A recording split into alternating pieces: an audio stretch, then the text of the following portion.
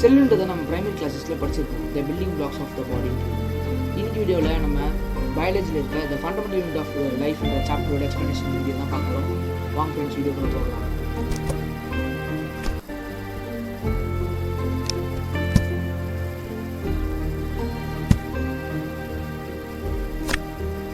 The fundamental unit of லைஃப்ன்றது எதை குறிக்குது பார்த்தீங்கன்னா செல்லை தான் இன்டெரக்டாக குறிக்குது. அது நம்ம எல்லாருக்குமே தெரியும்.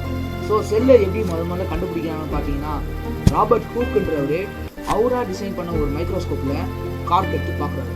கார்க்குன்றது பார்த்தீங்கன்னா இந்த மரத்தில் இருக்கக்கூடிய அந்த பார்க்கில் இருக்கக்கூடிய ஒரு சப்ஸ்டன்ஸ், அதை ஒரு மைக்ரோஸ்கோப்பில் பார்க்குறாரு.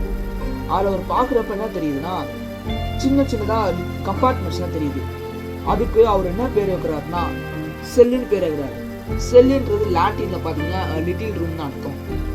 இது பார்த்தீங்கன்னா நமக்கு ஒரு சின்ன விஷயமா இருக்கலாம், ஆனால் இது சயின்ஸோட வரலாறே மாற்றிச்சு. இன்னைக்கு வரைக்குமே நம்ம பயாலஜியில் செல்லுன்ற ஒரு வார்த்தையை யூஸ் பண்ணிடுறோம். ராபர்ட் ஹூக் எந்த வருஷத்துக்கு கண்டுபிடிச்சிருக்காங்கன்னு பார்த்தீங்கன்னா 1665. இவருக்கு அடுத்தும் பல சயின்டிஸ்ட் பார்த்தீங்கன்னா பல விஷயங்களை டிஸ்கவர் பண்ணியிருக்காங்க. அது என்னன்னு பார்த்தீங்கன்னா நியூமன் ஹூக்ன்றவர் 1674 அவர் கண்டுபிடிச்ச ஒரு பிரிமிட்டிவ் மைக்ரோஸ்கோப்பில் பாண்டில் இருக்க ஃப்ரீ லிவிங் செல்ஸை முதல்ல டிஸ்கவர் பண்ணியிருக்காரு. அதுக்கப்புறமேட்டு ராபர்ட் ப்ரவுன்ன்றவர் 1831 செல்லோட நியூக்ளியஸ், அதாங்க பார்த்தீங்கன்னா இந்த நடுப்பகுதி இதான் நியூக்ளியஸ்னு சொல்லுவாங்க. இதை பார்த்தீங்கன்னா அவர் கண்டுபிடிச்சிருக்காரு. அதுக்கப்புறம் புர்கின்ஜின்றவர் 1839 புரோட்டோபிளாசம்ன்ற ஒரு வார்த்தையை உபயோகப்படுத்தியிருக்காரு முதன்முறையா. புரோட்டோபிளாசம்ன்றது வேற ஒன்றும் இல்லை, இந்த ஜெல்லி லைக் சப்ஸ்டன்ஸ், இந்த சைட்டோபிளாசம் தான் புரோட்டோபிளாசம் அப்படின்னு சொல்றாங்க. அதுக்கப்புறம் பார்த்தீங்கன்னா ஒரு 3 சயின்டிஸ்ட் சேர்ந்து செல் தியரி அப்படின்ற ஒரு தியரியை கொடுக்குறாங்க. அது என்னன்னு பார்த்தீங்கன்னா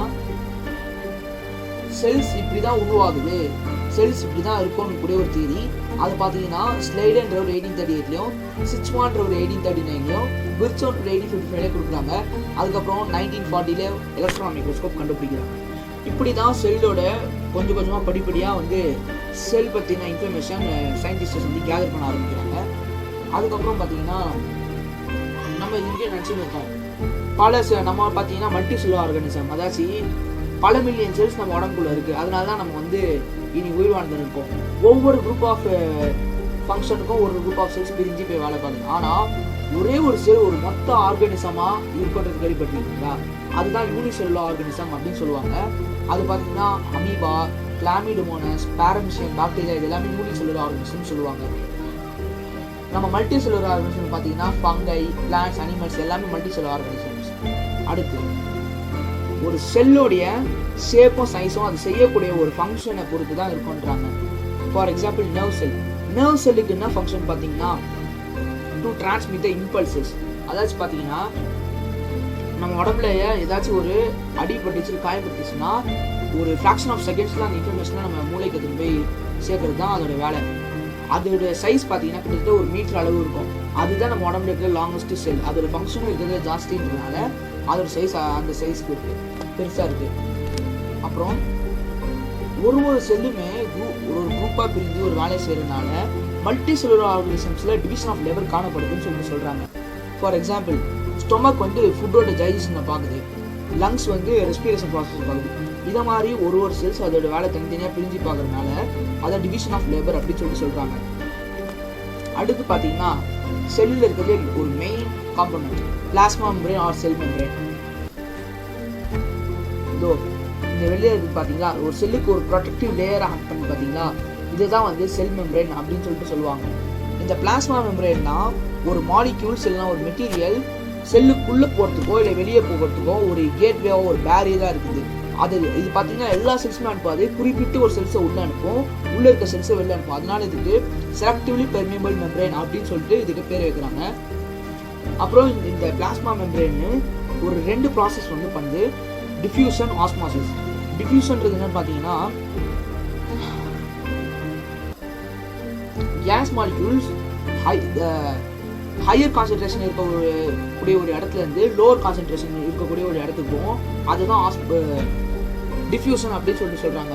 ஆஸ்மாசிஸ்ன்றது பார்த்தீங்கன்னா அதுவே ஒரு வாட்டர் மாலிக்யூல்ஸ் இந்த செலக்டிவ்லி பெர்மியபிள் மெம்பரேன் மூலமாக ஹையர் கான்சன்ட்ரேஷனாக இருக்க ஒரு இடத்துல இருந்து லோவர் கான்சன்ட்ரேஷன் இருக்க இடத்துக்கு போகும், அதுதான் ஆஸ்மாசிஸ். இந்த ஆஸ்மாசிஸ் வச்சு ஒரு 3 டைப்ஸ் ஆஃப் சினாரியோ கொடுக்குறாங்க. ஒரு செல், ஒரு பிளான்ட் செல்லோ ஒரு அனிமல் செல்லோ நீங்கள் ஒரு சுகர் சொல்யூஷன் எடுத்து போட்டிங்கன்னா என்ன ஆகுன்றது ஒரு 3 சுச்சுவேஷன் கொடுக்குறாங்க. ஃபஸ்ட்டு பார்த்தீங்கன்னா செல்லில் இருக்க கான்சன்ட்ரேஷன் கம்மியாக இருந்து அதோட அவுட்டர் சரௌண்டிங் இருக்கக்கூடிய கான்சன்ட்ரேஷன் ஜாஸ்தியாக இருந்துச்சுன்னா ஆஸ்மாசிஸ் மூலமாக செல்லு வாட்டர் வந்து கெயின் பண்ணிடுவாங்க. இதான் ஹைப்போடானிக் சொல்யூஷன் அப்படின்னு சொல்லுவாங்க. ரெண்டாவது சுச்சுவேஷன் பார்த்தீங்கன்னா செல்லுலேயும் சரி செல்லை சுற்றி இருக்கக்கூடிய அந்த அவுட்டர் மீடியமும் சரி ஒரே லெவல்லே இருந்துச்சுன்னா எந்த விதமான மூமெண்ட்டுமே இருக்காது. அதை ஐசோடானிக் சொல்யூஷன் அப்படின்வாங்க. கடைசியாக என்ன சொல்கிறாங்கன்னா செல்லில் தண்ணி நிறைய இருந்து அதை சுற்றி இருக்கக்கூடிய அந்த மீடியமில் கம்மியாக இருந்துச்சுன்னா செல்லு வந்து தண்ணியை வந்து இழந்துடும். அதை வந்து என்ன சொல்கிறாங்கன்னா ஹைப்பர்டானிக் சொல்யூஷன் அப்படின்னு சொல்கிறாங்க. இந்த ஹைப்பரை எதை ரெஃபரன்ஸ் சொல்கிறாங்கன்னா செல்லுக்கு தான் ரெஃபரன்ஸாக சொல்கிறாங்க. ஹைப்போனா லெஸ்ஸு, செல்லில் இருக்க கான்சன்ட்ரேஷன் கம்மியாக இருந்துச்சுன்னா அதை ஹைப்போன்னு சொல்லுவாங்க. செல்லில் இருக்க கான்சன்ட்ரேஷன் ஜாஸ்தியாக இருந்துச்சுன்னா அதை ஹைப்பர் அப்படின்னு சொல்லிட்டு சொல்கிறாங்க. அதை வச்சு நீங்கள் ஈஸியாக அதை ஞாபகம் வச்சுக்கலாம்.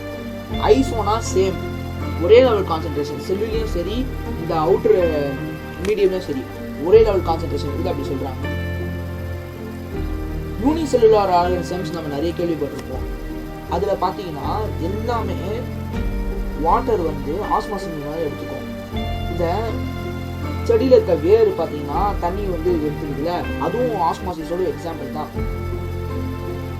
பிளாஸ்மா மெம்பரேன் பார்த்தீங்கன்னா ஃப்ளெக்சிபிள், அது மட்டும் இல்லாமல் அது ஆர்கானிக் மாலிக்யூல்ஸ்னால தான் மேடப் ஆயிருக்கு. எதுன்னு பார்த்தீங்கன்னா லிபிட்ஸ் அண்ட் ப்ரோட்டீன்ஸ். பிளாஸ்மா மெம்பரோட ஸ்ட்ரக்சர் எப்படி இருக்கும்னா பிஎல்பின்ற ஸ்ட்ரக்சரில் இருக்கும். அதான் பார்த்தீங்கன்னா ப்ரோட்டீன்ஸ், லிபிட், ப்ரோட்டீன்ஸ் அப்படின்ற கூடிய ஒரு ஸ்ட்ரக்சரில் தான் இருக்கும்.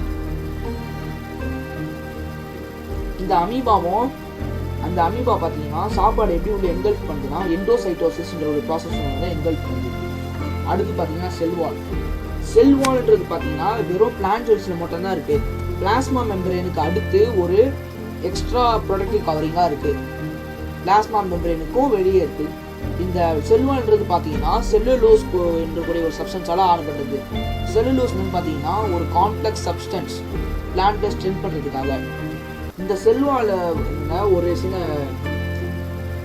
ப்ராசஸ் சொல்கிறாங்க. என்னன்னு பார்த்தீங்கன்னா ஒரு லிவிங் பிளான்ட் செல்லில் ஆஸ்மாசிஸ் மூலமாக அது வாட்டர் லூஸ் பண்ணிச்சுன்னா இந்த உள்ள இருக்க கண்டென்ட்ஸ் கூட ஒரு ஷ்ரிங்கேஜ் இருக்கும் செல்வால் இருந்து. இதை பிளாஸ்மோலைசிஸ் சொல்கிறாங்க. அதான் இங்கிலீஷ் என்ன சொல்கிறாங்கன்னா when a living plant cell loses water through osmosis there is a shrinkage or contraction of the contacts of the cell away from the cell wall. இந்த ப்ராசஸை பிளாஸ்மோலைசிஸ் சொல்கிறாங்க. அடுத்து நம்ம செல்லில் இருக்க காம்பனன்ட் பார்த்தீங்கன்னா நடுவில் இருக்கிறது நியூக்ளியஸ். நியூக்ளியஸ் என்ன சொல்கிறாங்கன்னா அந்த பிரெயின் ஆஃப் த செல் எதை ப்ரொடியூஸ் பண்ணோம், எதை எங்கே டிரான்ஸ்போர்ட் பண்ணுறது வரைக்கும் எல்லா வேலையுமே நியூக்ளியஸ் தான் வந்து ஒரு செல்லை பண்ணுது. நியூக்ளியஸில் பார்த்தீங்கன்னா இந்த ராடு மாதிரி தெரியுது பார்த்தீங்களா, இதை குரோமோசோம்ஸ் அப்படின்னு சொல்லுவாங்க. குரோமோசோம்ஸ் வந்து ஒரு இன்ஃபர்மேஷன் ஒரு கேரி பண்ணியிருக்கோம். பேரண்ட்ஸ் கிட்ட இருந்து அடுத்த ஜென்ரேஷனுக்கு எடுத்துக்கக்கூடிய ஒரு இன்ஃபர்மேஷனை கேரி பண்ணியிருக்கோம். அந்த இன்ஃபர்மேஷன் எதில் ஸ்டோர் பண்ணிக்கிறாங்க, எது மூலமாக ஸ்டோர் பண்ணிங்கன்னா டிஎன்ஏ மூலமாக. டிஎன்ஏ ஃபுல் ஃபார்ம் பார்த்தீங்கன்னா டிஆக்சி ரைபோ நியூக்ளிக் ஆசிட் அப்படின்னு சொல்லுவாங்க. குரோமோசோம்ஸில் பார்த்தீங்கன்னா டிஎன்ஏ புரோட்டீன் ரெண்டுமே இருக்குது. இந்த டிஎன்ஏடைய ஃபங்க்ஷனல் செக்மெண்ட்டை ஜீன்ஸ்னு சொல்லுவாங்க. நிறைய பேர் கேள்விப்பட்டிருக்கோம். ஜிஇஎன்இஎஸ் ஜீன்ஸ் அப்படின்னு சொல்லிட்டு சொல்லுவாங்க. இந்த டிஎன்ஏ பார்த்தீங்கன்னா குரோமாட்டின் மெட்டீரியல்லாம் இருக்கும். அதான் என்னன்னு பார்த்தீங்கன்னா செல்லு டிவைட் ஆகிறப்ப தான் அது ஆக்சுவலாக இந்த மாதிரி ராட் ஸ்டெப் ஸ்ட்ரக்சர்ஸில் அதான் பார்த்தீங்கன்னா ராபிட் இயர்ஸ் மாதிரி இந்த ராட் ஸ்டெப் ஸ்ட்ரக்சர்ஸ் அது மாதிரி இருக்கும். செல்லு டிவைட் ஆகிறப்ப அது மாதிரி மாறும். அதை குரோமோசோம்னுவாங்க. மற்ற டைம்லாம் பார்த்தீங்கன்னா இந்த நூல் கண்டு மாதிரி நூலாக இருக்கும். அதை என்ன சொல்லுவாங்கன்னா குரோமாட்டின் அப்படின்னு சொல்லுவாங்க. கரெக்டாக இந்த செல்லு டிவைட் ஆகிற அந்த சந்தர்ப்பத்தில் இது எல்லாம் லைனாக ஒன்று ஒன்றா அடுக்கி இது மாதிரி ராட் ஷேப் ஸ்ட்ரக்சர்ஸில் மாறும். ஒரு நியூக்ளியஸில் எத்தனை குரோமோசோம்ஸ் இருக்கும்னு பார்த்தீங்கன்னா 23 பேர். அதான் பார்த்தீங்கன்னா 46 குரோமோசோம்ஸ் இருக்கும். இந்த செல்லு வச்சு ஆர்கானிசம்ஸை 2 விதமாக பிரிக்கிறாங்க, ப்ரோகேரியாட்ஸ் அண்ட் யூகேரியாட்ஸ். ப்ரோகேரியாட்ஸ் பார்த்தீங்கன்னா பிரிமிட்டிவ் ஆர்கானிசம்ஸ். அதில் பார்த்தீங்கன்னா அன்டிஃபைன்ட் நியூக்ளியஸ் ரீஜியன், அதான் பார்த்தீங்கன்னா நியூக்ளியஸை சுற்றி நியூக்ளியர் மெம்பரேன் அப்படின்னு செல்லை சுற்றி செல் மெம்பரேன் இருக்க மாதிரி நியூக்ளியஸை சுற்றி நியூக்ளியர் மெம்பரேன் அப்படின்னு ஒன்று இருக்கு. அது பார்த்தீங்கன்னா யூகேரியாட்டிக் ஆர்கனிசம்ஸில் இருக்கக்கூடிய செல்ஸில் மட்டும் தான் அது, ப்ரோகேரியாட்ஸில் கிடையாது.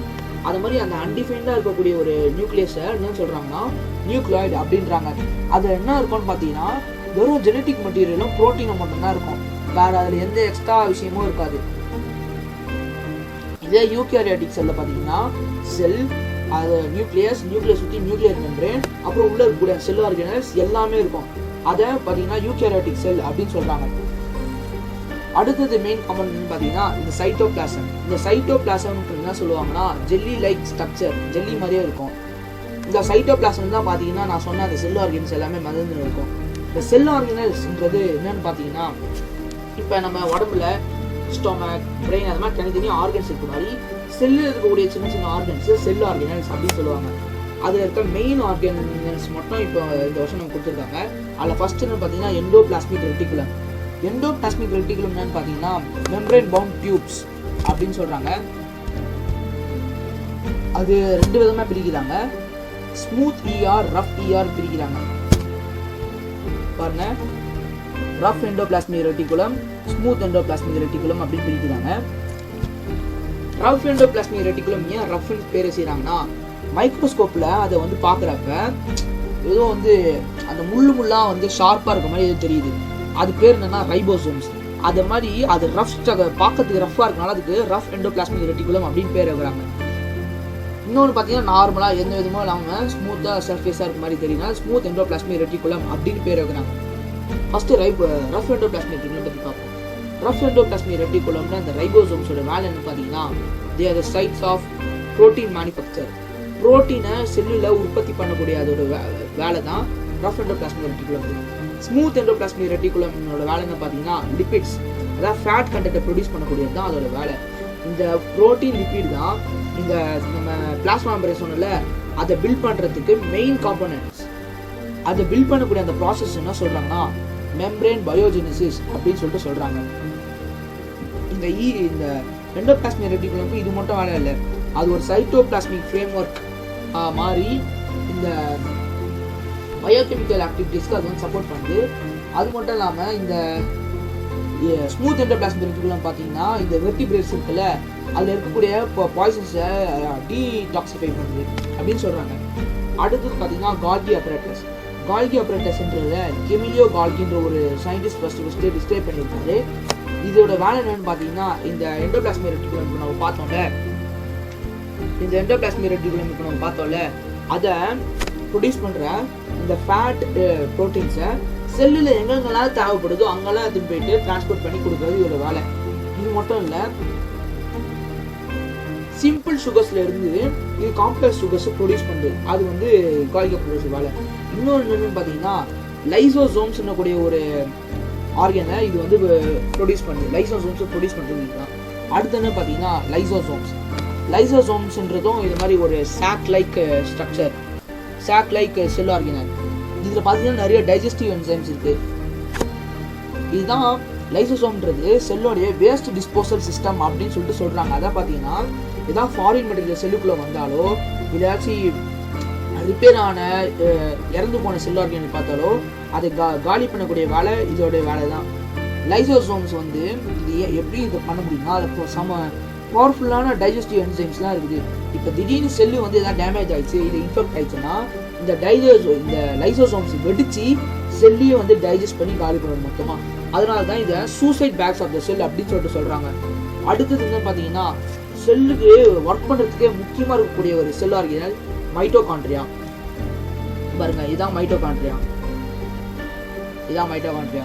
மைட்டோகாண்ட்ரியா என்ன சொல்கிறாங்கன்னா பவர் ஹவுசஸ் ஆஃப் த செல்லுன்றாங்க. அதாச்சும் மைட்டோகாண்ட்ரியோட வேலை என்னன்னா இப்போ நம்ம ஒர்க் பண்ணுறதுக்கு எல்லாத்துக்கும் எனர்ஜி தேவைப்படுது, நம்ம கம்ப்யூட்டர் ஒர்க் பண்ணுறதுக்கு எலக்ட்ரிசிட்டி தேவைப்படுது. அந்த மாதிரி செல் ஒர்க் ஆகிறதுக்கு பார்த்தீங்கன்னா மெயின் வந்து எனர்ஜி இதுதான் ப்ரொடியூஸ் பண்ணுது, மைட்டோகாண்ட்ரியா தான். அந்த எனர்ஜி எந்த ஃபார்மில் ப்ரொடியூஸ் பண்ணுதுன்னா ஏடிபி, அதாச்சும் அடினோசைன் ட்ரைபாஸ்பேட், அதை வந்து ப்ரொடியூஸ் பண்ணுது. இந்த ஏடிபி என்ன சொல்கிறாங்கன்னா எனர்ஜி கரன்சி ஆஃப் த செல் அப்படின்னு சொல்கிறாங்க. இது மட்டும் இல்லை, மைட்டோகாண்ட்ரியாவுக்கு ஓன் டிஎன்ஏயும் ரைபோசோம்ஸ் ஆகுது. இந்த மைட்டோகாண்ட்ரியா பார்த்தீங்கன்னா அதுவே தானே வந்து அதோட ஓன் ப்ரோட்டீன்ஸை உருவாக்க முடியும். அடுத்த ஆர்கனல் என்னன்னு பார்த்தீங்கன்னா பிளாஸ்டிக்ஸ். பிளாஸ்டிக்ஸ் பார்த்தீங்கன்னா வெறும் பிளான்ட் செல்லில் மட்டும் தான் இருக்குது. இந்த பிளாஸ்டிக்ஸ் என்னன்னு பார்த்தீங்கன்னா நம்ம பிளான்ட்ல இருக்கக்கூடிய இந்த கலர்ஸ் கொடுக்கறதுக்கு இது வந்து யூஸ் ஆகுது. பிளாஸ்டிக்ஸ் பார்த்தீங்கன்னா 3 டைப்ஸ்: குரோமோபிளாஸ்ட், லியூகோபிளாஸ்ட், குளோரோபிளாஸ்ட். குளோரோபிளாஸ்ட்ன்றது என்ன பார்த்தீங்கன்னா அந்த க்ரீன் கலர் பிக்மெண்ட் குளோரோஃபில் வச்சுருக்கோம். இது என்னன்னு பண்ணோம் பார்த்தீங்கன்னா இந்த பிளான்ட்ஸுக்கு இந்த ஃபோட்டோசிந்தசிஸ் ப்ராசஸ்க்கு ஹெல்ப் பண்ணும். அடுத்தது என்ன பார்த்தீங்கன்னா குரோமோபிளாஸ்ட். குரோமோன்ற வார்த்தைக்கு என்ன அர்த்தம்னா கலர்ன்றது அர்த்தம். இந்த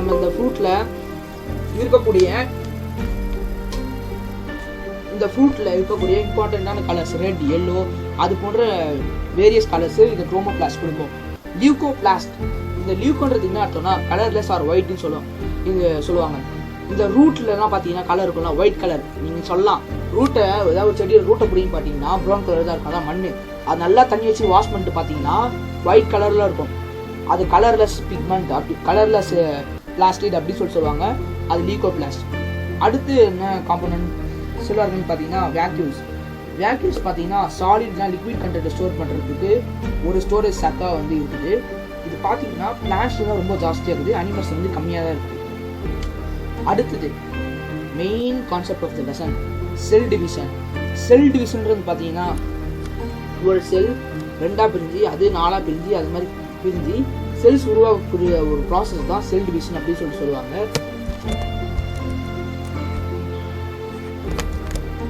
செல் டிவிஷன்ல பார்த்தீங்கன்னா 2 டைப் இருக்கு: மைட்டோசிஸ், மியோசிஸ். மைட்டோசிஸ்ன்ற செல் டிவிஷன் எதுன்னு பார்த்தீங்கன்னா நார்மலாக க்ரோத்துக்காக இல்லை செல்ஸோட ரிப்பேர்மெண்ட்டுக்காக செல் பிரியுது தான் மைட்டோசிஸ் அப்படின்னு சொல்கிறாங்க. எல்லா செல் டிவிஷன் ப்ராசஸ்லுமே 2 டைப் ஆஃப் செல்ஸ் இருக்குது. இந்த பிரிஞ்சு புது செல்ஸை உருவாகக்கூடிய மெயினாக இருக்கக்கூடிய செல்லை மதர் செல் அப்படின்னு சொல்கிறாங்க. பிரிஞ்சு புதுசாக உருவாக்கக்கூடிய செல்லை டாட்டர் செல்ஸ் அப்படின்னு சொல்கிறாங்க. இந்த மைட்டோசிஸில் பார்த்தீங்கன்னா மதர் செல் 2 டாட்டர் செல்ஸாக பிரியுது. மதர் செல்லில் 23 பேர் குரோமோசோம்ஸ் இருக்குன்னா டாட்டர் செல்ஸ்னால் அதே 23 பேர் ஆஃப் குரோமோசோம்ஸ் இருக்கும். இது மைட்டோசிஸ்.